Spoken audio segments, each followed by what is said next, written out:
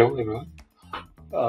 So I'm going to show you how to use this Python SDK to be able to work with Pylab APIs.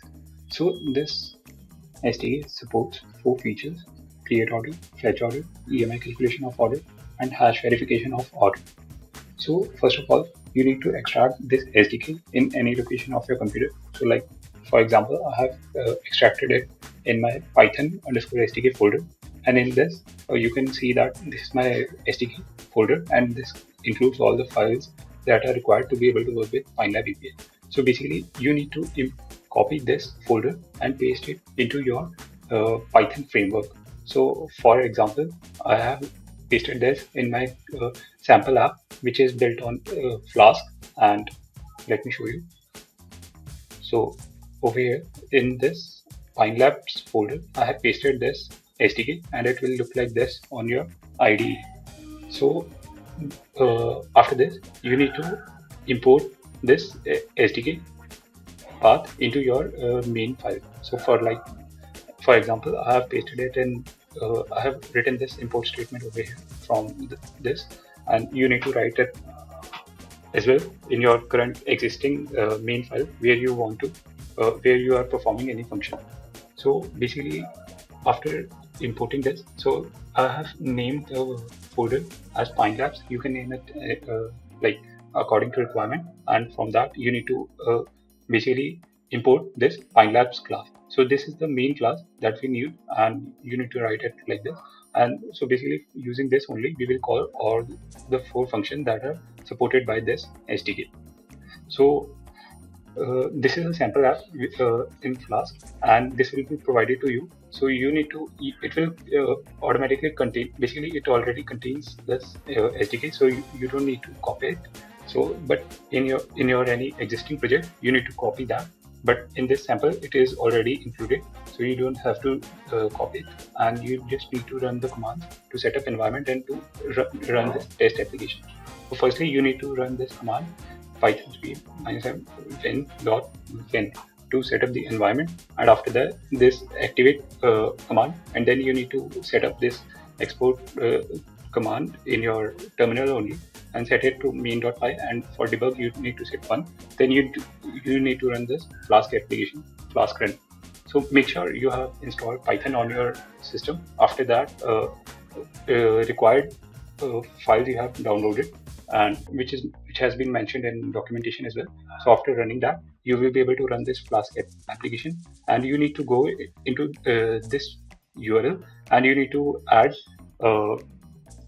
basically like this. So yeah, so over here you need to append payment into URL, and you will be able to basically find this form. So you can test your application. So firstly, this is the create order form. So in this, already values are added, basically initialized in the form, so you can change according to your requirements. So after that, you can click on pay now, and you can test this particularly payment link creation method.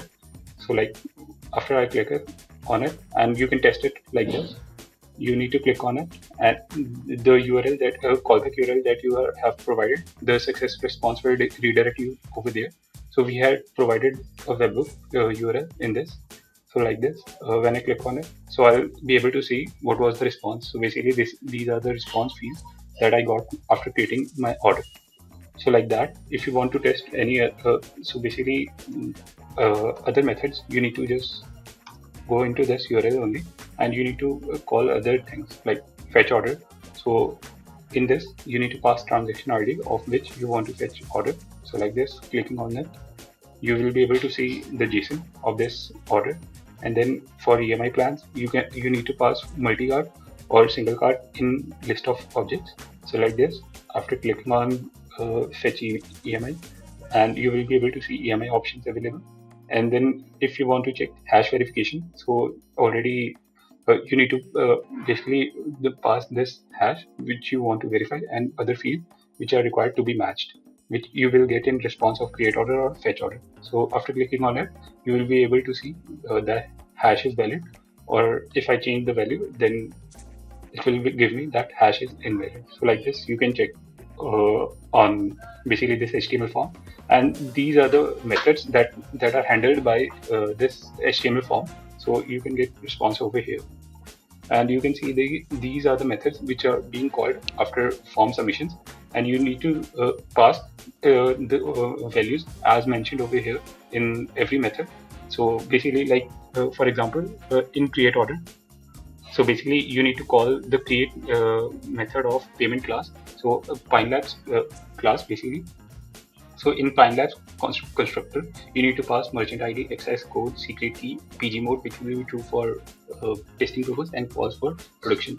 So like that, you need to pass in its constructor, and you need to call its create method of payment class. So like that, and you need to pass the data according to this map of objects. So like that, you need to pass into it, and you can call the create method. So create method will be called, and you will get a response whether that was successful or not. So like that, in fetch order, EMI calculation, hash verification, these methods will be called in the main.py file. So you can check over here and send the data according to this format into the methods that needs to be called to complete the process.